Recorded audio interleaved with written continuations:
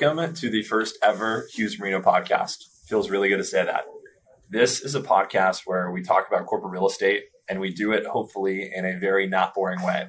I'm one of your four hosts. My name is Tucker Hughes. I'm joined by three of my senior partners at Hughes Marino, Owen Rice, John Jarvis, and Brian Connolly. Between the four of us, we advise literally thousands of companies on their corporate real estate strategy negotiations all around the world. I'm based in Los Angeles. Owen is in Seattle. John is in San Diego. And Brian's in Boston. Every week, there's so much we talk about internally as a team that's super relevant to other people in commercial real estate and also to the companies that we consult for. So we're creating a podcast to take those private internal conversations and make them public. Our goal is to share what's really happening from four people who are on the ground and collectively working on billions of dollars corporate real estate projects at a time. What's newsworthy? Why is it happening? What's the real story without any massaging of the truth or any lost in translation with reporters that don't do this every day? So with that having been said, let's jump into episode 1. Today we're covering work from home and by extension of that, what the impact on the office market has been and will be in the future. Let's start with where we are today though. Owen, why don't you lead us off with some background on what's happening out there? Yeah, thanks. I'm excited to be here. It's crazy out there. And when I say crazy, what I mean by that is like, there's no one size fits all solution to the corporate office tenant. We've got some that went remote during the pandemic that have yet to come back and may never come back. We have some that went remote and now are coming back with a renewed vigor of being together as a team. And we have some kind of embracing the hybrid plan. Most recently, you may have heard that Snap announced that they're bringing everybody back in February. One of the first big tech companies to claim so. They have about 40 offices worldwide. So it remains to be seen kind of where the pendulum settles. But the reality is what that has done, in addition to what we might be in with this recession, is that there's a lot of availability. And it's a really fun time for those that do what I do and those and my panelists here to represent tenants, because the terms that we're achieving on behalf of our clients is truly tremendous. And that's really what's kind of been the fallout of the pandemic. And I think 2023 is going to be a really exciting year in terms of like who comes back and at what levels, and also the terms that we're able to achieve on behalf of our clients. Solid. There we go. We'll take it. Brian, what do you think? So it's interesting. This week got a lot to talk about, two different ways, right? So Owen, 100% excited to be here. But the markets are, John, you might have a third recession or a third downturn in you, but I've seen 2. This is my third. So maybe you've seen 4. But, after the dot-com crash, there was a lot of great opportunity, but there wasn't a lot of demand in the markets. After the great financial crisis, it really didn't impact. It was more of an ownership and financing side, so it didn't impact the office markets. Right now, I'm seeing an opportunity where, it's going to take some time to work through the system because owners are not there yet in terms of the softening of the market. But as a tenant rep broker, I can't remember an opportunity where the demand is still pretty strong, but it's different. And a market that is just fundamentally just ripe for tenants to achieve better results than they've ever achieved in my career. So it's really exciting times as a broker. Really is. Yeah, you called me out on it. I did. I started in this industry in the 80s. So I guess I'm the only one that remembers survived till 95. But here we go again. Here's what I'll say about where we are today. It's crazy to think that 2023 will actually be the 4th year of dealing with this, right? We've been 3 years in this quasi-pandemic mode. And interesting to note that like these long-term leases give these landlords some cover from short-term market impacts. But give it enough time and all these leases are starting to roll and companies are forced to make decisions. So many companies didn't make decisions early on, and now the lease is coming up. Time to make a call. We'll talk about what they're doing, but people are starting to make decisions because of that. Yeah, well said. So let's talk a little bit more specifically about work from home. Like what's going on? What are our clients doing? What are the most cutting edge companies doing? What are the majority of people doing? How does it vary by geography? But before we jump into that, I want to frame this a little bit. So the first office building was built in 1726 in England, right? So we have almost 300 consecutive years of people working in offices that has just been briefly abbreviated by COVID, right? Kind of hard to believe that you can have a 3-century streak that is interrupted by just a couple years and completely change habits of people on a long-term permanent basis. On a short-term basis, sure. I don't mean to color the conversation in advance of hearing what you all think, but I'd love your thoughts on what are companies doing now? What do you expect that they're going to do in the future as it relates to work from home? I thought, I know I'm new here, but I thought John was the professor, not you, Tucker. John, 300 years of being in office buildings. That sounds like an intro of a, economics 101 class or something right there. I love it. John's the real estate professor. I'm the history professor around here. Got it. It's going to sound a bit more professorial. I know where you're going with that. You're going to be talking about a reversion to the mean. And I think that's an interesting thing to talk about. But let's start with the short term. And remember the early days of the pandemic. I mean, it's remarkable what we all were able to do, right? I mean, pivot to work from home, figure out a work from home office, harder for some people than others, people with kids at home. And what people were able to do in the short term is just nothing short of remarkable. Also interesting to note, the number of conversations I've had with clients and CFOs and CEOs who have said, pre-pandemic, I was not a remote work fan. I wouldn't have allowed it at my firm. I didn't believe in it, that it could, the productivity could happen. Now I have to admit, I'm surprised. I'm utterly surprised by how well it's worked and how well it's working. Now they all want to get their teams back, but they've had to admit that this remote working can work, especially in the short term. That's different from the long term. What we've done in the short term doesn't necessarily mean it's sustainable. And that's the transition I think we're in today. Well, let me comment on that, because I am, by and large, a big promoter of being in the office, right? I'm in the office 5 days a week, sometimes 6. And I get more done in the office. I collaborate with my team more, and I solve bigger problems. But I think, and I've kind of moved along this pendulum in my own thinking for like how to advise our clients through the pandemic and now coming out of it. Here's my thought. I was on a call with a reservation agent. I was changing my flight the other day, and I won't say the airlines, but I asked her on the phone, "Are you at home or are you at an office?" And she said, "I'm at home." I said, "Hey, before I let you go, do you mind if I ask you a quick question?" I said, "What's it like working from home? Did your entire company move reservations to home?" And she said, "Yes. We have call centers in these 3 major U.S. cities." And she's like, "It's okay. I don't mind not having to commute to and from the call center." But she's like, "I get a little stir crazy, and I kind of miss those that I used to work around." Now, I assume she was probably extroverted, therefore she likes being around people. But I think that was an interesting point. Like being at home, getting a little stir crazy. I think we all dealt with that, at least myself. But as relates to her role, like as companies start to think about office space, does she need to be in the office? I don't know. I mean, she answers phone calls and helps people like me with our travel plans and so forth. And she's really not solving, complex problems like an engineer would at a technology company or a hardware company. And so by and large, in my opinion, if you're servicing customers and you're working on products or solutions that require greater thinking and, solving complex problems, you got to be together. It's really, really hard. And I know this for a fact because I live it every day. And we solve really hard problems for our clients. It's hard to do it over Zoom in a phone call. And there's a barrier to entry when you have to get on a call or log somebody up on Zoom to have a conversation. And then it's just like, it's like this false reality where you're looking at a screen and it's not, you don't get the actual, you can't just run to the whiteboard and start, jotting down ideas. And so I think what I've seen, at least with my clients, is those that are working on really hard problems or trying to solve solutions for customers that involve a lot of creative thinking, they're together and they're accelerating by being together again. And they're realizing what they missed being remote.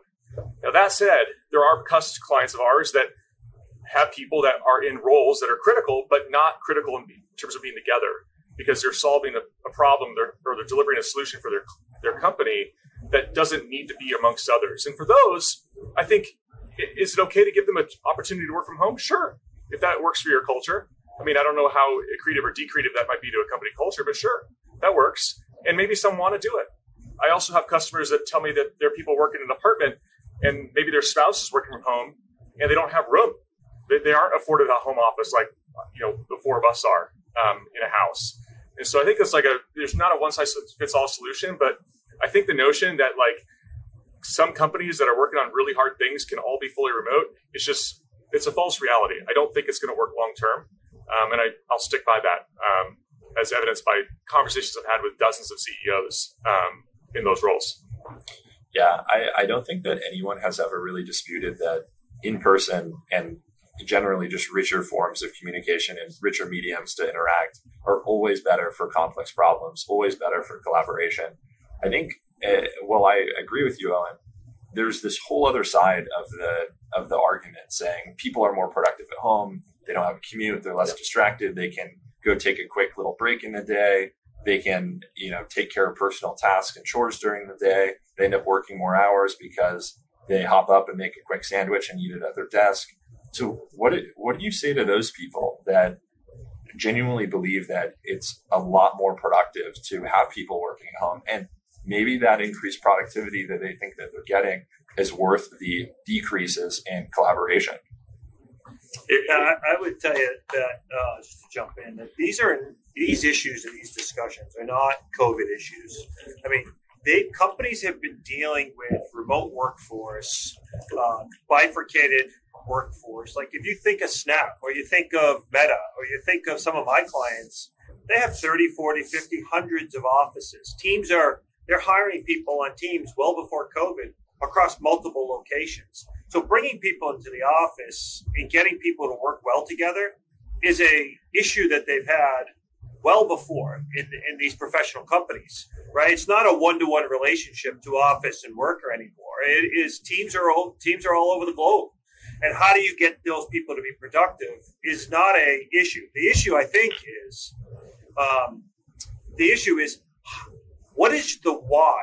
Companies think they're better together. It doesn't necessarily mean a team is better together, but companies are better together. And I had a client, a very senior real estate director at a technology company that the whole world knows. It's a cutting edge company, and she had said to me, what I'm not hearing in the marketplace is companies articulate why they want people. Why are we better together?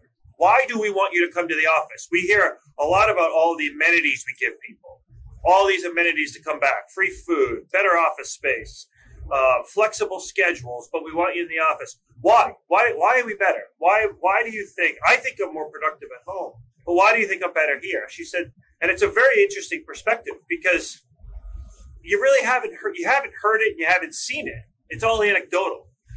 So I thought that was a good segue into my thought on why companies are better.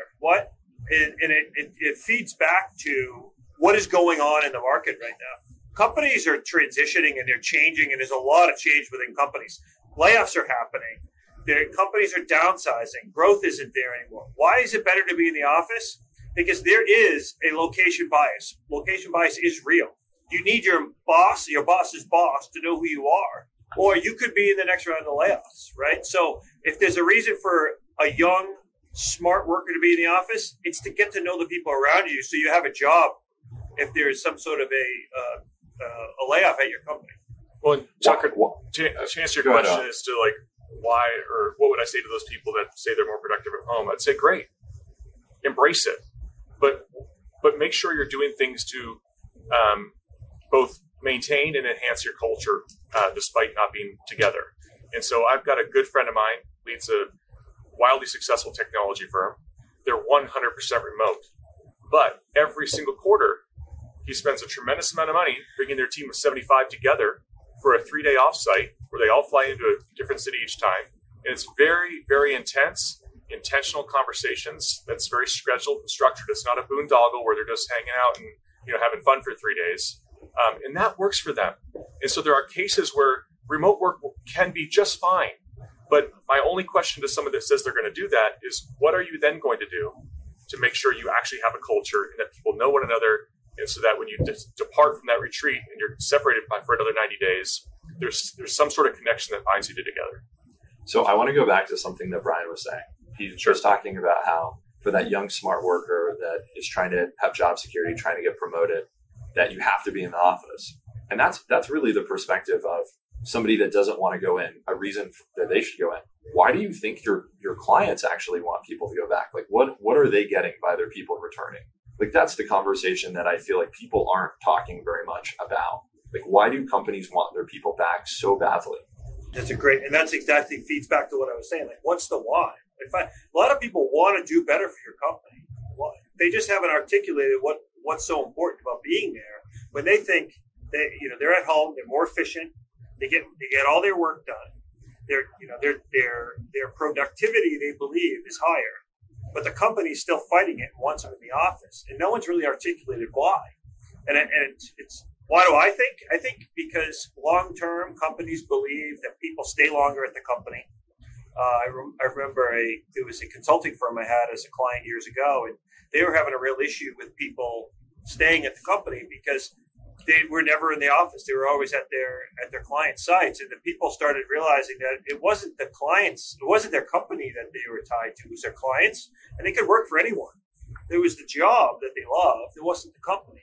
So they would literally trade jobs for more money, and attrition was through the roof. So they started forcing people 1 day a week back to the office on Fridays. They used to have Fridays in the office with their colleagues, with their leaders, with the company to try to keep people from not having any ties back to the firm that they worked for, rather than just their clients, right? And I think that's one is attrition. Totally. Let me take a shot at this. Yeah, go for it, John. Because I think the why, as to why I believe the marketplace will produce a winner. I believe that culture, in the words of Peter Drucker, culture eats strategy for breakfast. A team and a company with a strong company culture is going to win in a competitive marketplace. So as such, over time, the folks that are together, spending time, Owen and your team in Seattle, seeing each other and real-time problem solving day in and day out makes you super tight as a team. You've got a great culture. You're going to win in the competitive marketplace. And that your competitors will either have to adopt or go away. So I love the idea that it's going to be a market-driven solution. I happen to believe that culture is a key. Like here, try this. Try Googling how to develop a strong company culture for a remote team and look at the things you get. They're just, awful. Virtual water cooler recommendation, conversation starters, just brutal. People will come back together because that's what's going to lead to your team winning in the marketplace. One analogy I would use is like, I think back to when I was 18 years old. Okay, I grew up in the East Coast. I moved out to the state of Washington to attend the University of Washington. I had no idea what I was getting myself into, didn't know anybody. And I decided to rush. And for those of our listeners that were in a fraternity or sorority, you probably remember what that was like. And, it's like a speed dating round where you're going to meet with fraternities and trying to figure out who you like best and so forth. Well, imagine if that's like a company, okay? You're graduating, you're a high-end engineer, you're a high-end employee of any industry, and you're looking to join a company. Imagine not even beginning to meet the people. Imagine it's a remote company where everyone's remote and your interview's over Zoom. Maybe you're lucky enough to meet with the recruiter or the one of the executives for coffee in your city. But if it's a team that's kind of spread throughout the country, you don't have a chance to get to know who you're going to be with and work with and be a part of. Whereas if I go meet with a company interview, or back to my example when I was 18 and I was rushing to join a fraternity at the University of Washington, I actually get to meet the people. It'd be really hard for me to build a culture around a team that's virtual when I don't even know who I'm really getting to join for the sake of not being able to meet them. It's just something I thought about. By the way, quick footnote on that whole notion. Now that people have a choice, it's very easy to set up a virtual meeting. The value and the power of an in-person meeting, if you're maybe selling, is now double or triple, exponentially more valuable if you have a choice to show up in person versus somebody else who's presenting on Zoom. In person. Before we go too far off this subject, I want to loop back because I feel like we haven't really given a clear answer of why do these companies want people back in person, right? And we keep kind of going in these different areas of maybe it's this, maybe it's retention or whatever. And not to say that those things aren't important, but I think the biggest reason that people want their companies want their people back in person is that there is this belief that people are getting soft. People are not working as hard. as they otherwise would be working at the office. They're doing things during the workday that might be good for them and convenient for them, but not in the best interest of the company. And of course, there are some of these people that are out there that are, working 3 jobs, one for Google, one for Meta, and one for Snap or whoever, right? And that if those people are truly, truly exceptional engineers or consultants or whatever they're doing at these companies, where they can do 3 jobs in a 60, 70, 80-hour work week and be happy doing that, be getting paid 3 times the amount of money. I don't know. I think there's a legitimate ethical question there. But, you start thinking about what would these people be like if they were in person from the company's perspective, right? If they were working at Google 5 days a week, they'd only be working on Google things. Google would be getting way, way better performance out of that person. So I think when most people are being like, oh, well, is work from home good or is work from home bad? If you ask anyone that is not a senior executive at a company or founder or venture capitalist or somebody that is ultimately a meaningful stakeholder in the success of the company, the vast majority of them go, oh my gosh, it's amazing. Like I do my chores during the day, I do laundry, I take my dog for walks, I do this and that. And they're confusing what's good for them versus what's good for the company. And where we're coming at it from is what are good for the companies that we work with, what's good for companies that want to be successful. And if your people are in the office, training the next generation of your workforce, getting smarter together, making sure that you're promoting this culture that's gritty and tough and hardworking and not filled with distractions. That's ultimately why everyone wants people back. And of course, are there people that are highly disciplined workers that are working from home with high levels of productivity? Of course. So that is the exception to the rule. A lot of these people are just simply not working as hard. There's a lot of data that has emerged over the last nearly 3 years to prove that now. Like, I guess there's a general statement that why do people want people back in the office? Because no great idea has ever been proven analytically first, right? So people who are leaders just know my company is better with our people together. And it's really hard to articulate clear answers because the data is still being formulated on that, right? We're still working through a process. And full-time, this is the piece that I wanted to segue to a little bit, is full-time is not 5 days a week anymore. And this is where I don't believe that, like, leaders don't need to be babysitters, but they know that our company's better together. Is it 2 days a week? Is it 3 days a week? Is it 4 days a week? But we know our people are better if they have flexibility in their workday. People have lives, they have obligations, but they're going to get their work done. They're going to get their work done because they want to be a part of the company and they want to perform, right? So I think the balance is where we're trying to figure out. Where is that balance? And I had a client right now that just required their people to come back twice a week for a couple of their key divisions, and it's Wednesdays and Fridays. So I asked them, why Fridays? I said, because Fridays is the day, the culture at this company. Friday is the day that we get together as a company and we celebrate each other. We celebrate the company. There's a lot of events. There's a lot of social gatherings. A lot of companies are doing Tuesday, Wednesday, Thursday, and that's more about your team and your project and productivity. We want to celebrate our people, so we're going to have it Wednesday, Friday. And I said, I love that answer, right? So that's the right culture for them to bring people back on a day that's really it's not a day that's solely focused on work. It's on the company and the culture. Might I also suggest Friday is the easiest day to justify kind of sneaking out at 2 o'clock and 3 o'clock, to slide into the weekend. So maybe that's part of it too that we just don't know. It could be, yeah. The data is hard to. It's easy to skew, I should say. Yeah. So Brian, I don't know if we end up. Go ahead, John.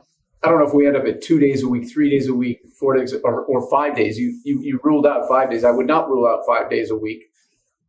Again, I think we're better together. What I do hope is that our teams have earned our trust so that they can make decisions on the margin at any given time. People with kids dropping off a child at daycare or at school or picking up a child, making an appointment and filling it in somewhere else, maybe filling in some remote work early in the morning or late in the evening.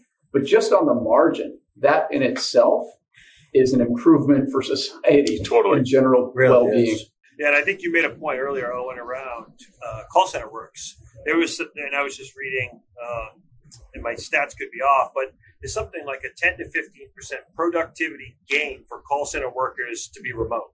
So one of my clients took all of their call centers, I forget how many it was, but it's tens of thousands of people around the country, and sent them all home full time, right? And they had been a 5-day-a-week call center company. They had all these massive call centers around the country, and then now they're all home. But that type of work is the attrition rates are through the roof. It's a difficult job. It's a tough career. Well, by the way, not every home environment can do that. Like some of these people need a place to go to do their call center work. So I'd like to see that same company 12 months from now and report back. You have to opt in, right? So they push you home, and then you can apply to come into an office, and they're big enough where they have a lot of offices. So they have the flexibility to work at a person level, and they do have that ability. There's seats in every region for people that don't have the ability to go full remote. And that's my point earlier, is that it's, at least from my own perspective, it's hard to convince me that someone that is in a customer support role where things are easily tracked. So to say that that person is not productive, Good point. It's just not true. Like you can tell how many inbound, outbound calls were made, or how many emails. I mean, all that stuff is tracked these days. And so to tell me that like that person must be in the office 5 days a week, it's just, I have a hard time believing that. Like I think they can be just as productive, and it's very, very easy given those roles to see if they're productive and if they're doing their job. Good point. And so let's be mindful of that. And if we're building teams around those workers, recognize that they probably don't need to be in. But for those that we want to have in, to John's point, like I'm all for giving some sort of flexibility to pick your kid up at school or make the afternoon, Little League game or stuff like that. I think that's a part where there has been some power given back to the employee as a result of the pandemic, which arguably is good for society, right? Like that you can actually go afford those things and make up for lost time from home, right? We all have these wonderful laptops now with Zoom and everything else. You can do stuff to catch up on the work. But back to your earlier comment, it's all about culture, right? It's really, really hard to build a culture remotely. And I think that's a big reason why people are, executives want people back. Can I riff one more time, Tucker? Yeah, of course. Because Owen brought up productivity and measuring productivity, and this notion that what an interesting time we're living in when, the workplace has been decoupled from working. You used to get credit for working because you were at work. Right. That's not the case anymore. So now they do have to measure productivity. There's other ways to measure productivity. But I wanted to mention, when I hear that or when I say that, I often say ways to measure productivity and contribution. Productivity is easier to measure. Contribution is a little more amorphous. Like that sort of sounds like contributing to the conversation at a gathering. Like I think we can measure productivity, but true contribution to the team feels a little more in person. So yeah, we can measure it. I like that. Anyway, just wanted to add that notion. I mean, it's just listening to this conversation, right? If you're one of our 3 listeners that are tuning in to actually listen to what we have to say related to corporate real estate, I mean, it's very clear that if you look at what was being done before as an extreme, right? 2018, 2019, before COVID came onto anyone's radar. If you have to be in the office 5 days a week, there's no flexibility. We all accepted that sort of as life, right? I mean, I know that I was in the office 5 days a week my entire career. And for everyone else on this, podcast that has had a longer career than I've had, I would imagine that was exactly the same for the decade or 2 decades prior. And at the complete other end of that spectrum is the extreme of people shouting from the rooftops, we should never have to go in again. Right. And there are some employees at sort of these companies that have said, oh, my gosh, we should never have to go back into the office. This is crazy. I'm going to quit. I'm going to go work somewhere else where I can have a full-time remote job, and waving their hands in the air. And, obviously all of us are sort of oscillating kind of more in the moderate, maybe more towards the 5 days a week leaning, but not to 5 days a week. Although, John, I tend to agree with you that I think over time that could change. There is this mean reversion that I think inevitably will happen. We have 300 years of people working in the office, people that make decisions around where people are going to work have been conditioned for, 95% of their working years to date to do it in an office. Most leaders and most of the hardest workers at companies do want to work in an office. But what I say to those people that are shouting, I never want to go in ever again. You start thinking about the second, third, fourth order implications of that being accepted, right? We have countries like India that are coming online in a digital age, right? If you are thinking about outsourcing a call center or technology work and things like that to India, there was a major language barrier for a very, very long time.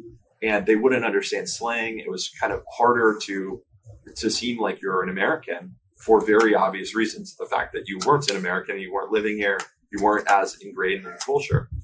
And that's completely changing because this generation of people that are growing up in India are growing up on the internet, and the business language of choice in India is English.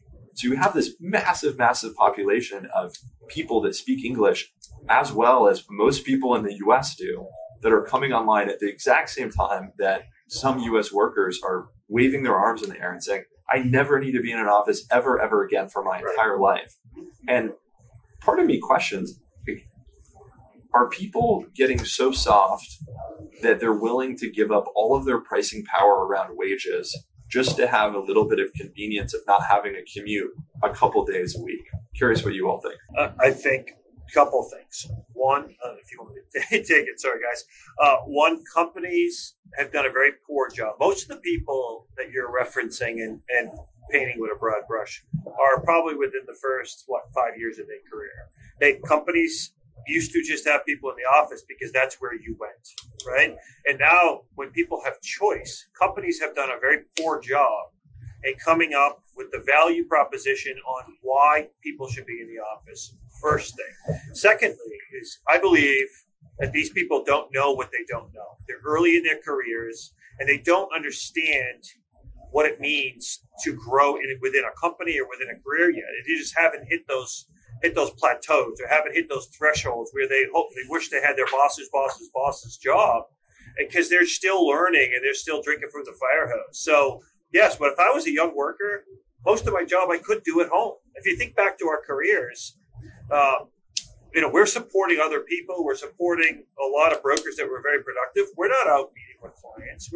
And we're brokers, right? You could do a lot of that remotely. So if you think about the jobs that these people have, if you're not the one to kind of transition and say, what was the career of the person that's 3 jobs ahead of mine, who's 5 years older than me? If you're not thinking that way every day, I'm sure that you're justifying, I can work from home and I never want to go back because I'm doing great where I am. Well, pick your head up in 5 years to see where you are. And that's the unknown that people aren't even seeing. I think it has to do with ambition, right? Because they're negative on the population. Tucker thinks people are lazy.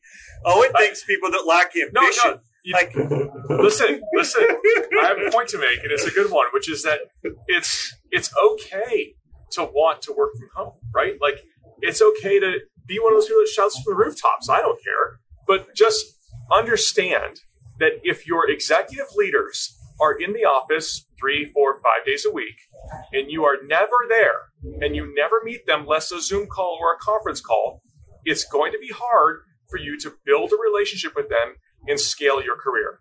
I'm just telling you that's a fact. I know that from talking to executive leaders daily. Now, that being said, if you don't have the ambitions that maybe a type A person has to scale their career quickly, and you are fine, staying in a role that you're comfortable, there's nothing wrong with that. So stay in your lane and do that, and there will probably be opportunities throughout your career, assuming, to Tucker's point, we don't have foreign workers, all of a sudden do the same job with even possibly more productivity for less money. That's the biggest misnomer, and that's the biggest risk those that want to work from home imminently or into perpetuity have. Can I speak to Tucker's? Yeah, go ahead, John. The super interesting point you bring up, and let me introduce this notion that work from home introduces temporal flexibility. You can choose when you do your work. Work from anywhere introduces geographic flexibility, where you literally can move to another state, you can move to another country. And I think Tucker's point is really valid. Like, careful what you ask for. In a work from anywhere dynamic, you're now entering a global workforce competing for work. Super interesting. Steve Case just wrote a book on it. It's The Rise of the Rest. Like if you look at the U.S., look at all these secondary cities, and they're just the boom towns of the Rust Belt or the Upper Midwest. And it's because people said, you know what? I don't have to be in the office. I'm going to move. I'm going to go to a great cost of living, quality of life, and I'm out of New York City. I'm out of L.A. I'm out of Boston, Seattle. I'm moving. And so companies are grappling with all of the issues. And I think, not to pivot this conversation, but hopefully the people that haven't been bored enough to stop listening who are listening are our clients and future clients and decision makers, right? So I think a lot of them have, at least based on my conversation, have got their head around what the issues are, what the different personas are, people that are going to come back, not going to come back. But what the question I keep hearing, and maybe someone had an opinion on it, would be how do we start to get people to come back in higher numbers? What do we do? Is it amenities? Is it what is it? And I think it would be interesting if people had some ideas on some really cutting edge companies and what they're doing to try to create higher levels of occupancy. I mean, if you look at certain landlords, now landlords are not our clients, but some landlords do it better than others. And if you look at related companies at Hudson Yards in New York, they're brand new buildings. Their occupancy levels are 20 to 25 points above New York City. They're in the 70% occupancy of those new buildings, where New York is in the high 40s, not even touching maybe 50%. So how are they successful, and how does that translate to our clients and the advice that we provide? I want to suggest that Owen tells a story that I know he has to tell. The whole notion of what it even means to go into the office, like maybe it was sort of static thinking to mean everyone has to go to the same office. Everyone has to go to the downtown urban center because that's where we work. Owen, I'd love to hear the story that I know you have to tell about, less urban centers of gravity and, multiple hubs. Oh, that's just, there's companies doing exactly that, which is what John's getting to. And what I've said before is that there are companies that have basically said, hey, coming to our massive headquarters that is multiple floors in a high-rise downtown doesn't necessarily work for everybody, because for some, like, let's just take the example. I've got a client who has an awesome team. They were downtown Seattle, and they decided to bifurcate their future headquarters when their lease expired last year, and they opened up 3 different offices throughout the Puget Sound. Why?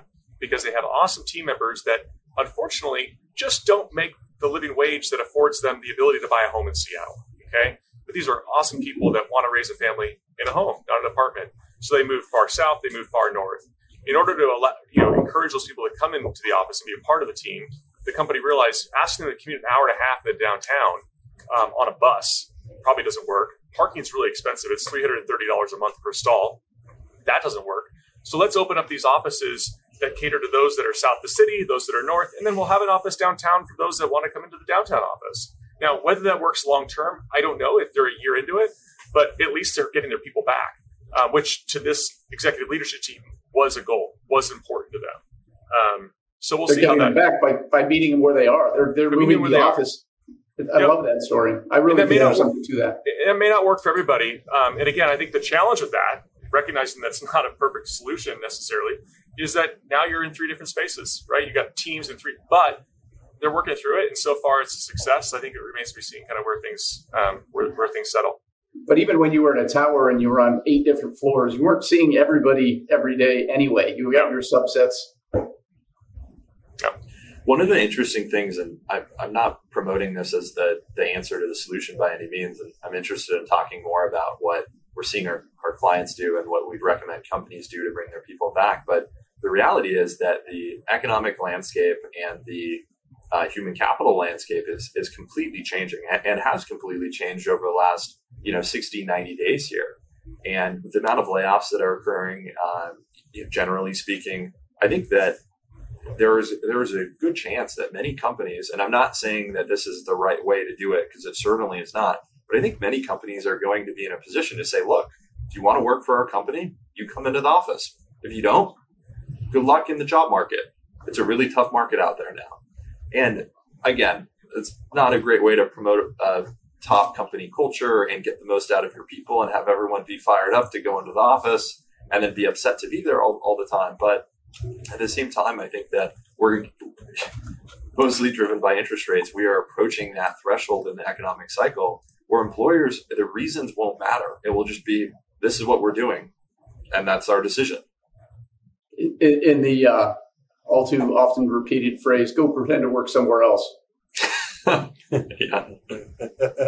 Well, it's interesting, and he did it at a very a cutting edge, forward thinking company. We thought probably a lot more with him running it, but speaking to some clients that are at companies that are in highly competitive, and they want the best engineers, they want the best of the best. They are scared to death about that, taking that approach. And you know what? They may take it with certain people, right? There's certain types of employees, and even Elon's doing it. Like, you got to send him an email. I'm sure the best engineers at his company, I'm sure they have more flexibility than others. So Tucker, I agree with you. I think smart people are going to realize that proximity bias is real, and I need to be in the office to have a job. But I think there's going to be, at these high-tech companies where the culture is different. They've never really been in the office full-time, and they're really sought-after engineers. There's going to be a whole class of people that are still in charge. They still run the show at some level. The other thing to talk about, too, though, is we've spent a lot of time talking about technology companies, which obviously has been a major driver of economic growth over the last couple of years and has only recently slowed down as interest rates have risen. But these same ideas apply to other segments of the economy, right? And I would actually argue that in many cases it applies even more so. I mean, imagine that you're the CEO of a giant food company, and you're going to interview a creative agency to hire for your next major advertising campaign. Don't you think you ask, hey, how do you all work? Are you all in the office? What's it look like? What's your team culture look like? What's the camaraderie and communication look like? How often are you together in person? I think that really matters as a sales tool for a lot of these companies. And when you think about what most business service companies struggle with in terms of scaling, the number one reason that there's a law firm that is stuck at 10 partners, I mean, sometimes they just never want to grow. They never want to be larger. But most often it's driven by their lack of ability to recruit people or their lack of ability to acquire clients. So that's a major inhibitor of growth for people, is how do you acquire clients, right? And I think that these companies that are making major decisions around hiring vendors, I mean, I know I certainly will be extremely biased when hiring vendors for Hughes Marino. I will have a massive preference for people that are working in person. And it's not for any reason beyond that. I genuinely believe that the work product will be better. Yeah. Reason people, I mean, I got a question for you guys. Tucker, you've been asking some really insightful questions. We've had a tough time getting people back to work, right? Like it's by and large. And I think in order to do so, you have to convince your team that work is better than home. Meaning that the place you come to is better than sitting at your kitchen table, the desk in your bedroom, or if you're afforded a home office, your home office. And so the landlords have been doing everything they can to try and promote coming back with amazing amenitized spaces in the building. But maybe corporate America is getting it wrong with how they're building out their own spaces, relying on that of the landlord to deliver what they're doing, but forgetting the fact that it really starts with what happens in your own space. And why aren't we thinking about hospitality forward type spaces that foster collaboration through wellness and cultural aspects of the space that then emulates what that person was trying to achieve at home, but because their desk was in their bedroom and their bed was right behind them and they were crammed in, they just couldn't totally achieve what they're trying to achieve. And so I guess my question to all of you is is this whole work from home thing, is it not so much about the commute and flexibility, which of course is a component of it, but it's the fact that corporate America, by and large, hasn't really changed themselves. They're offering you the same office that you were in before the pandemic. And so if you have a lease coming up or an opportunity to do things differently, maybe it's incumbent upon companies to think how they're going to use their space and how they're going to build out their space so they can foster that need or desire to come back to the office. What do you guys think? Yeah, I love that. And it is just what I wanted to mention next, because it kind of brings a conversation back to what we do every day, right? So let me start by saying a few companies are experimenting with this fully remote thing. Not most, a few. A few companies are saying same space, same plan, 5 days a week, butts in seats. Most companies, and I mentioned that the leases are starting to roll and people are starting to be forced to make decisions. I would say generally, and I wonder if you all would agree, that most companies taking a critical look at their real estate are ending up shedding 20 to 30% of what they occupied before. Yeah. So they're going back to a little bit less. And then we help them to design the kind of spaces that are really inviting. Like I'm much bigger fan of the pull approach to draw people into the office than the push approach, which says, get back to the office. Totally. And that's what we do is, okay, what does that mean for you as a company? What does great space mean for you? What's going to work for you to invite your team to incite and encourage your team to be at the office? Second point, real quick, but key to it as well is, as a leader, be there. Like to say to your team, I want you in the office. I'm going to be over here in my, comfortable pad that has 3 offices I could choose from. No. You as a leader need to be there and say to your team, I'm going to be there. I'm going to be there 5 days a week. I'd like to see you there. Come visit me. But great spaces, and then be there as a leader and invite your team in. I like the pull approach better than the push. Yeah, I think I forget who said it, but companies trying to create culture change or to create organizational change usually do 2 things. One is they announce it. Hey, we're going to have a new culture, right? The ones that do it the best, I should say, is it's a one-to-one intimate relationship starting at the top. Your CEO has to be in the office, or whoever the leader of that office is, the CEO. They have to be there, and the people that work for them have to want to be there to see them.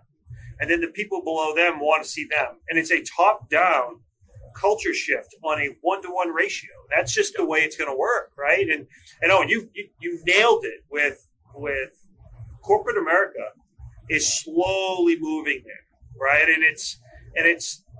They're collecting data. They're doing test sites. They're activating test sites. They're using different programs. I've got a client that their entire property management, internal property management, or client service delivery around the real estate team all comes out of the hospitality industry. They're all former hotel run. They used to run hotels, and now they're running their offices. And they don't know anything about real estate, but they sure know how to make people happy and excited to be there, right? Which I thought was a great idea. And can you do it? I have a question. Can you do it in your existing office, or are we going to start to see the forward-thinking companies move? Usually in a downturn, you see companies restock and renew. It's less expensive, less cash, less capital. Are we going to start to see companies move more because it's really hard to create the change in your space and shed 30%, make your space more inviting, make your space activated while you're trying to operate it? Can you do it? One more comment on this. I was in Washington, D.C. yesterday touring office space with a client, and they're looking for a new home.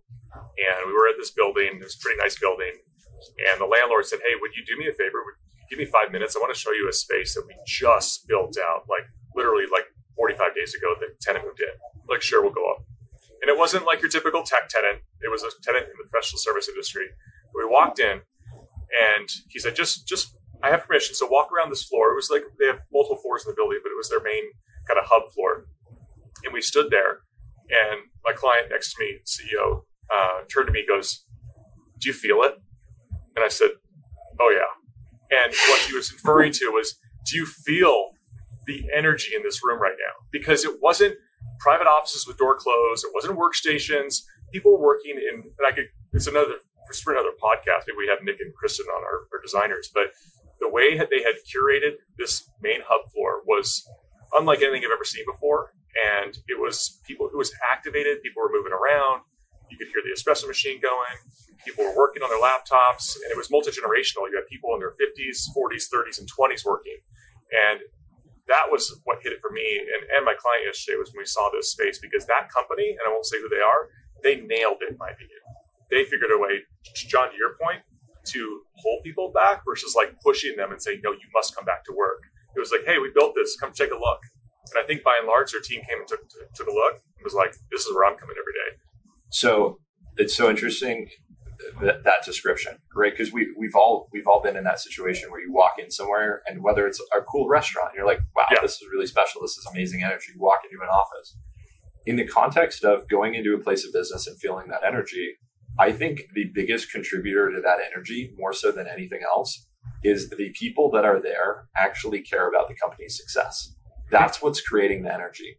And how do you get those people to care about the company's success? Well, you have to meet them in the middle, right? This idea of, hey, I can work from home, no commute, I save money, more flexibility to take care of personal tasks during the day, potentially less distractions if you don't have kids or somebody at your house or roommates or whatever, maybe better life balance. How do you get all of those things out of the way and have somebody say, no, I'm coming in because this is important to me? And ultimately, people need to be willing to make a little bit of personal sacrifice in order for their companies to be successful. And I feel that we're sort of at this crossroads at a more macro level in our country. And this metaphor of what's happening in the corporate real estate world is sort of indicative of what's going on at a much more macro level. People need to be willing to do the hard thing in order to be a contributing member of society, to really move the needle and continue to have, this American dynamism and a long-term success in our economy, right? People have to do the hard thing.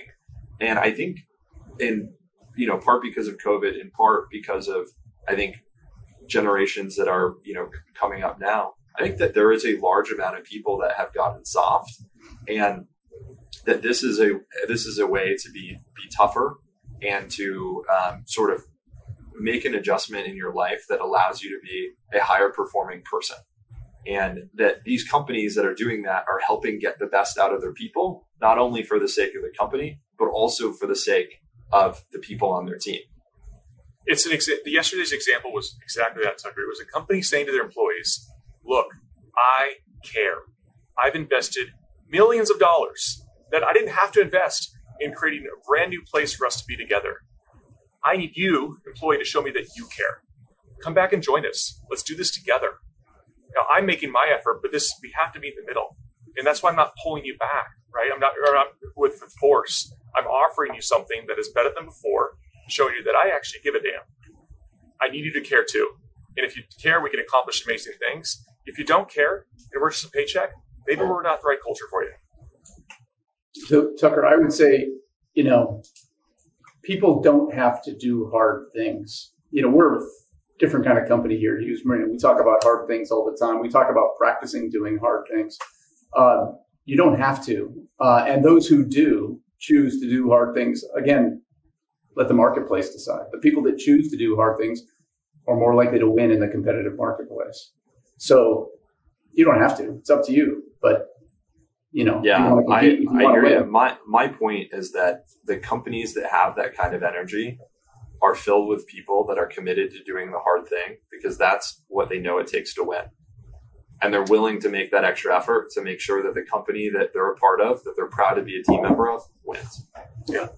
So look at it. I think my take on this, Tucker, a little different, is a little more optimistic on people. I think it's inside people. And this is the reason that I wake up every day. It's the reason I'm in this business. And because when you see a transformation of a company or a location from an office that is a nice office, a high quality Class A office, to something that's transformational, like you're talking about, Owen. I have a client that's done two large new office projects in one of them's an older building, one's a new building, but exposed brick and timber buildings, right?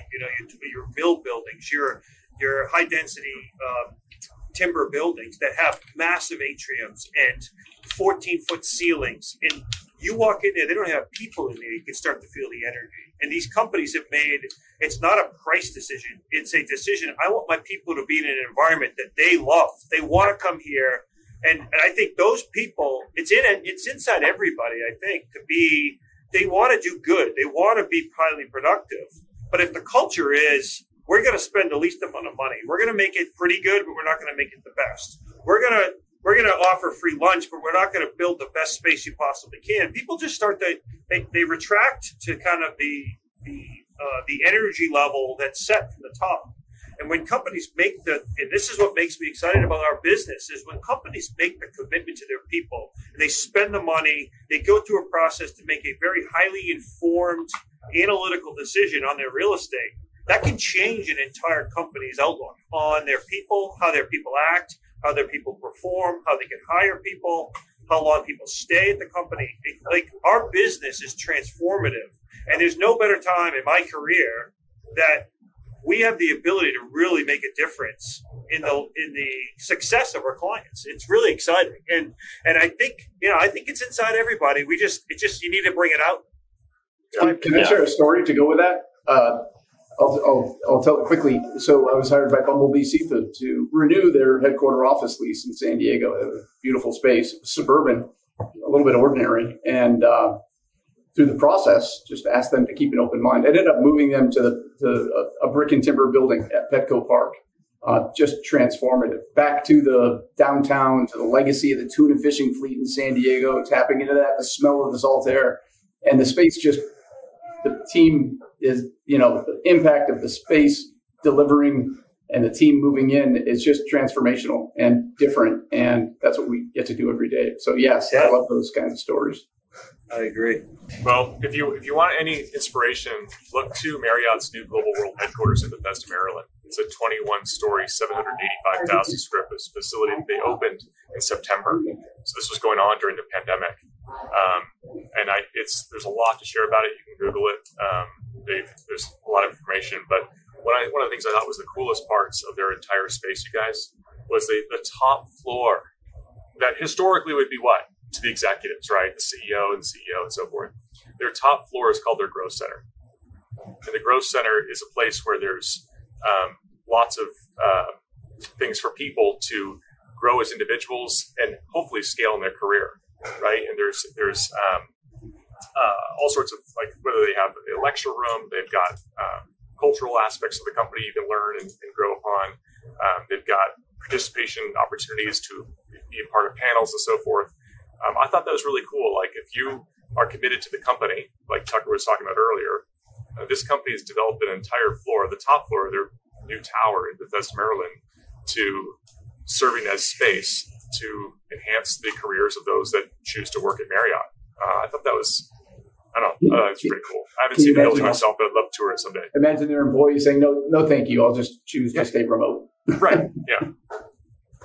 So we've spent a bunch of time talking about all of our views on work from home, hybrid work, and all that. I'd love to talk about the future state of the office market, right? Like, what are our predictions for how this is going to impact the office market, in addition to the other factors that are impacting the office market, right? I would actually argue that way more so than work from home, the bigger impact in the office market over the last 6 months has been the massive slowdown in venture funding and IPO funding that's occurred. I think that's had a more negative and profound impact on the actual space market than the pandemic did. I think interest rates have had a way more profound negative impact on the valuation of these office buildings than work from home and hybrid work has. So I want to talk about that in closing. I think we should all give a quick opinion on what we think is going to happen over the next year, 2 years, 5 years to the office market. And we'll wrap it up with that. I'll go first. So we've talked a lot about the downtown urban centers have been hard hit through the pandemic with people scrambling out. High-rise buildings were hard to occupy. And this idea that companies are generally giving back 20 or 30% of their office space. I think markets like downtown San Francisco are just getting hammered. Owen's story about moving to suburban markets, moving with hubs. We've seen that play out before in previous cycles, moving from downtown centers to suburban locations. And I think that's happening to an extent now. And my prediction in how that will resolve itself, I'm sort of a one-trick guy, but here I go again, market forces. Market forces of rents in those downtown buildings are going to come down. It's already happening in San Francisco, and they're going to come down to the point at which it's low enough to draw folks back in. Economic decisions. The marketplace will draw people back down, but only after a lowering of rents. And depending how much it declines, that might require change in ownership of some of those large office towers in the downtown markets. But I think market forces will eventually bring people back downtown to great space at a steep discount to what was previously market. Yeah, I agree 100%, and I think you'll hit on it. So I'm going to take a little different perspective.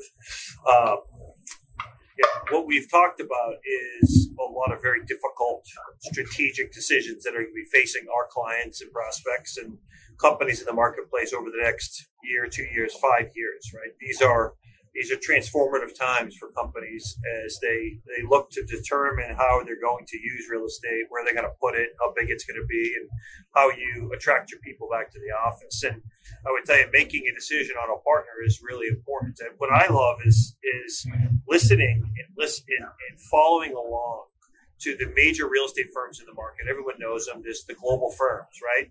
They are all hemorrhaging people, resources. The market is turning against them. And why is that? It's because of what Tucker talked about. Investment sales, work, revenue tied to landlords and owners on the investment sides of all of those businesses have dried up considerably because of the rise in interest rates and the slowdown in the investment markets. And that has trickled down to the bottom line of all these firms. And when you wake up in the morning and you're a company and you have somebody representing you, and all of the firms in the marketplace represent these owners, and all of their resources are being tied up by these owners, and you've seen it because these companies are all having layoffs. They're all the brokers you talk to in the marketplace are all negative, and you look and say, wow, they are really beholden to all these large owners in the marketplace. And then you have a firm like Hughes Marino, and it's really exciting to be free from that the grasp of really where all of the revenue comes from at these large firms is around ownership. And it's exciting to be at a firm where we wake up every day and we have resources, we have quality people, we're adding people, not subtracting. We're making decisions and working with clients in a way that is the best thing for the client without any distractions or any other influences, which I would tell you, coming from two other firms, it's not the same in the marketplace, and it's really exciting to be here. Look, here's what's happening, and I'm back to the outlook on the office market. If you want my own hypothesis, is that you've had structural changes in demand, right? Like we all know that there's just less demand today than there was years ago. We also have, most cities, I should say, have a flood of new supply, which is really a result of the free money flowing in from the Fed. And now you've got rising interest rates, which are forcing, in some cases, debt payments to exceed cash flow, right? There's buildings behind me in this city, I won't say the buildings, that are really struggling with low occupancy. And so the biggest threat to our office markets right now is what happens to all this commodity space. If what I professed happens, which is that companies look to reinvent themselves and get better space, offer something that's better than home to their employees, are they going to go to those buildings that are antiquated and old and that are reeling with lack of occupancy right now? Probably not. There's going to be a flight to quality, and as a result, that Class A commodity or Class B product is going to drag the market down. And so while the Class A premium buildings will still, by and large, probably stay relatively well occupied, it's going to drag those B buildings, those A- buildings are going to truly drag the market down, and some will go into foreclosure. And I don't know if the banks want them. I don't know what's going to happen. I mean, you'll hear a lot of talk about, there's going to be conversions to apartments. Well, the reality is these buildings behind me in downtown, they're too big. You can't put apartments on a 25,000 square foot floor plate because the core factor is just, the distance from the windows back to the core would require these long, skinny apartments if you're going to have any with windows. And so I think right now, we're entering a period, 2023 is going to be truly an incredible time to be a tenant and recast leases or sign new leases at rents that were probably indicative of what we saw in 5 to 10 years ago in some cases. And a lot's going to depend on demand as well. It's always a supply and demand situation. But I think by and large, we're entering, or we are already in as a result of some of the terms that I'm achieving on behalf of our clients, one of the best times to be a tenant I've seen since the 2008 financial crisis. I agree 100%. I think you'll see a bifurcation of the market where certain landlords aren't going to be able to do deals. I mean, yeah, exactly. They're just going to have to turn the keys in because their basis is too high to beat the market. And then you'll have other landlords that'll be, chasing cash flow. It'll be an exciting time for our clients. It is an exciting time, and I think it's only going to get better in 23 and 24. I think that office rents are going to completely collapse in most major cities. Owen talked about these structural changes in demand that are occurring. We all recognize that. We've all talked about that on these calls. The thing that we haven't talked about so much is over a long enough period of time, there are many buildings in all of these core markets around the country that are ultimately going to go into receivership. These are buildings that have either variable rate debt or have mortgage maturities that are occurring over the next couple of years when interest rates will presumably be very high. And you start thinking about what happens through that process. There's this massive sort of unraveling and resetting of the market that impacts even those buildings that Owen is referencing as the flight to quality. And what happens is that these buildings that are the B plus, A minus buildings that are not attracting tenants that are saying, look, the only way we're going to go back is if we go back to amazing space that we can pull our team in and accomplish the point of being back in the office of getting everyone together. Well, as these B or A minus type buildings that aren't included in that flight to quality segment have debt payments that exceed their cash flow and they turn the keys back, it is sort of an inevitability that these buildings will be sold at a major loss, wiping out probably all of the equity of those groups that turn the keys back to the lender. And whoever buys that building is now going to have a basis that's 30, 40% lower than probably the rest of the market. They now have the ability to go and invest capital to make that A plus building or an A building, or provide all types of new amenities and things that allow them to compete with these other buildings, maybe at a lower price point. Maybe they're not truly as nice, but at a lower price point where, hey, we're almost as nice and we're 20%, less expensive, but we're still way above that threshold of being nice enough to have your team be really, really excited about the experience here.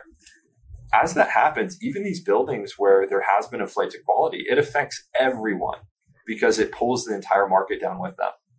So it will be really interesting to see what actually happens over the medium long term with the market and these buildings, and what ultimately occurs. Yeah, it's exciting. I mean, I don't know if it pulls the whole market down with it. I think I'd take a more approach that the market there's going to be a Class A market or Class A plus market, and then there's going to be everything else. Like, who's going to move into the fifth floor of a mid-block, former Class A building in downtown Boston or downtown Seattle? Like, I don't care if the building is doing rents in the 30s or in the 50s or the 60s or the 20s. Like, who's going to move into a building that doesn't have high ceilings, high quality light? Who's going to dump a couple $100 a foot capital into space to try to make the commitment to try to make it nice, when instead of spending $30 or $25 a foot, you go spend $50 in a brand new Class A plus high quality building and just take a little bit less space? And it's that's what I'm seeing my clients. We're in the market right now and their range was kind of 15 to 20,000 feet.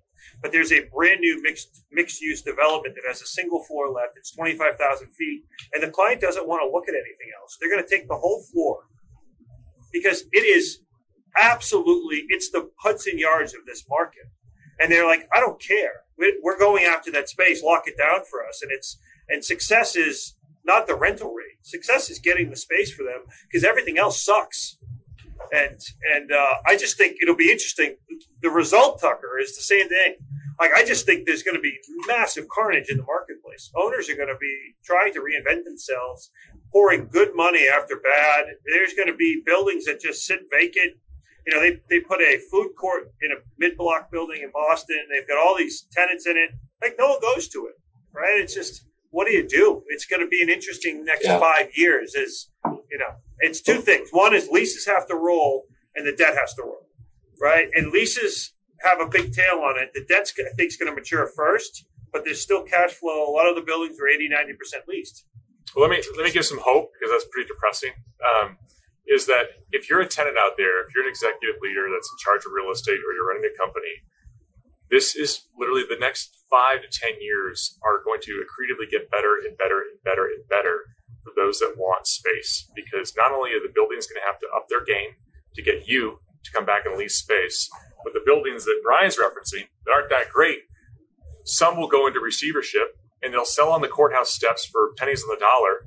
And to Tucker's point, their base is going to be so low, they're going to invest a tremendous amount of capital into the asset. And Brian, I would partially disagree with you. There are some companies that will lease space based on price.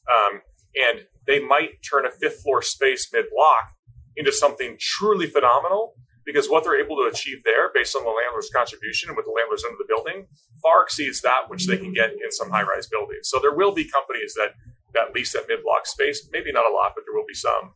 But my point is that I'm thrilled. Like, I don't know about you guys, but like, this is where things get fun, especially for serving the tenants, because this is opportunity. Like, we're doing transactions now with landlords that see the cliff coming, and they're already betting long, because those landlords are trying to stave off future loss of tenancy in exchange for offering some insane terms right now for our clients. And so, like, this is when things get really, really fun for tenants and those like us that serve them. Can I make a quick point? Maybe people will lease those mid-block buildings if they pull every other floor out and make take a 12-foot ceiling and make it 24 feet. But hey, it's all possible, man. It's all possible. You're right. Tucker, let me make a quick point here. Just, I think it's worth clarifying. Like, we're not rooting for the market decline. The market cycle is a force of nature. Yep. I've been through a few of these. And the fact is, we represent companies looking to lease or buy or build the buildings for their teams. And we do it at every phase of the cycle. It just so happens that it looks like we're coming up on another downturn in the cycle. And that's where we can really deliver some, like you said, fun. John, I would take it a little bit, you're right, 100%. But personally, I've had a client sum this up very well one time. He said, for the last, 10 years, landlords think they're the smartest people in the room, and they just keep growing rents. And all of the value of their building is created by me, the tenant. And owners have forgotten that, I think, in a lot of cases. And I think it's coming back, and where tenants are now going to be the most important people in the room, not the owner, which is different than, I think, a little different than what you were saying. I can't help myself. I tend to be more compassionate. I think most of the landlords are good folks, and they're just using the leverage they had available, just like the tenants, when they have the leverage, are going to use it, and the market forces are somewhere 100%. Negotiated outcomes. John, the point around not rooting for the market demise is really important. I mean, like you're saying, the market is a force of nature. At the same time, I would argue that we're rooting for what the market should do to occur. And there's a lot of participants in the corporate real estate market.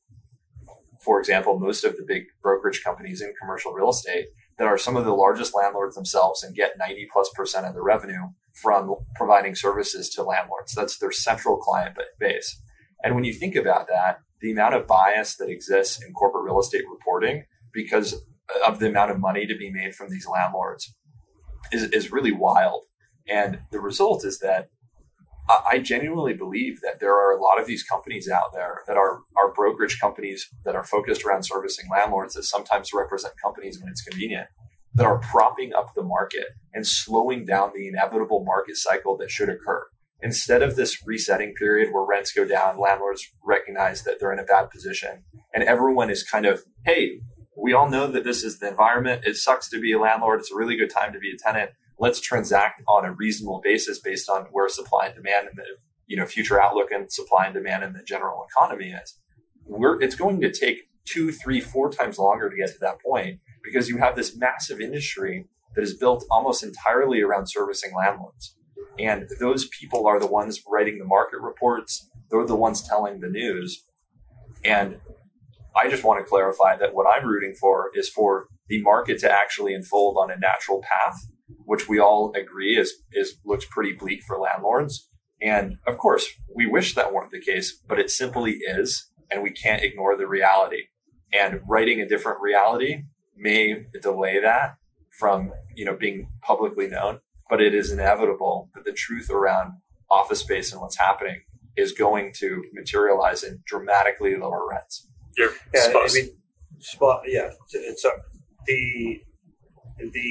the concept that real estate's a trailing indicator, right? But there's small bits of information that you can see where it's coming. Like if you look at Chinese investment in U.S. real estate, they're deleveraging U.S. real estate. If you look at, Jonathan Gray was giving an interview the other day. Look at Blackstone's BREIT and all the redemptions coming out of BREIT, and they're trying to stop the outflow of capital. So you see these large, and then quietly some institutional owners that you thought would never sell real estate are starting to divest of assets that are well positioned, stabilized assets, and that's you start to see little breaks. But because of lease term and because of there's just so much built up inertia, and so much of the market is propped up, like you said, Tucker.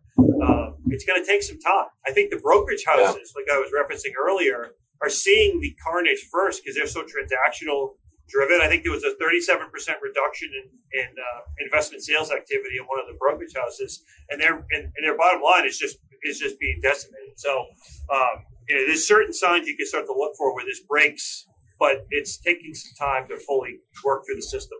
Let's go back to BREIT for a second, because this encapsulates a point that I think is so important for us to keep in mind. This is such a freaking complicated market to understand, and the media does such a poor job reporting on what's actually happening. So 100%. The biggest reason that there are redemptions for BREIT right now at a dramatic scale is that it is one of the few investments that's actually done very well in 2022.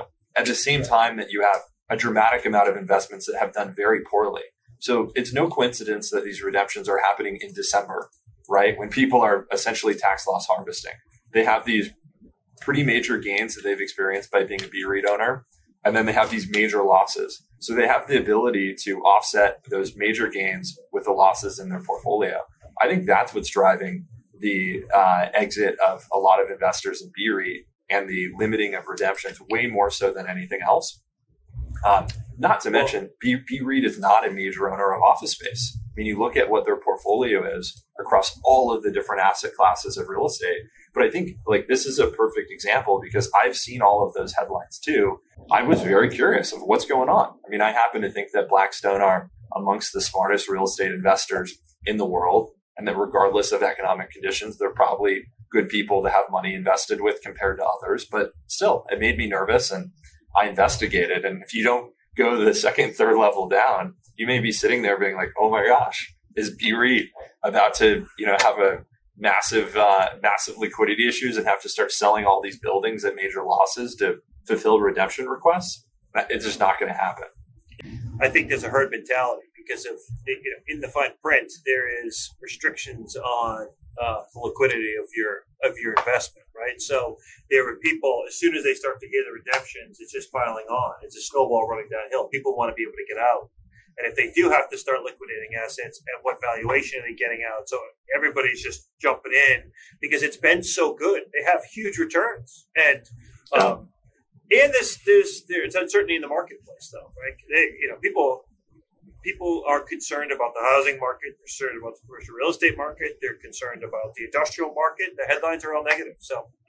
And for those listening, I just want to, some of our listeners may not know what BREIT is. BREIT is Blackstone Real Estate Investment Trust. So it gives investors like those of our listeners and those on this podcast the opportunity to invest in a non-publicly traded REIT.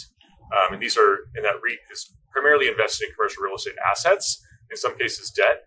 But to Tucker's point, it's not strictly office space. It's commercial real estate at large. So just want to make that clarification in case anyone's trying to Google BREIT right now. Yeah, okay. It's, I love where this episode went because I think our clients should be excited that tenants have a better opportunity in the next 5 years than they did the previous 5 years to really make a difference within their companies. And the clients that we're working with, that gets me up every day and excited about what we do. I would say to people that are out there that are trying to figure out what they're going to do, whether you're a hybrid company, whether you're fully remote, you just need a space for a touchdown, or whether you want to reimagine your corporate office space, let's go. Let's figure this out. This is a huge opportunity. And I can show you empirically, and I can show you through solutions we're solving for our clients it is fun time right now to be a tenant. And I mean that genuinely. I know a lot of people have day jobs and real estate may not be considered fun. And of course, it's what I do and it just gets me up in the morning. But it is tremendous right now. And it's an opportunity to rethink what you're doing with your space, which will have grave effects on your culture, good or bad. And ultimately, let the real estate solve for the business, right? Now is the opportunity where you can actually do that. You can tell us or an advisor what you're trying to achieve with your company. And for the first time in many years, you can let the real estate solve for that at tremendous pricing levels versus what we saw before the pandemic. So that concludes episode 1 of the Hughes Marino podcast. Let us know how we did. Is there anything you liked, anything you didn't like, anything you want us to cover on one of our next episodes? We're planning to roll these out every 2 weeks, so twice a month. You can email podcast@hughesmarino.com if you have any feedback, and we will be back in about 2 weeks with the next episode. Thanks so much for listening.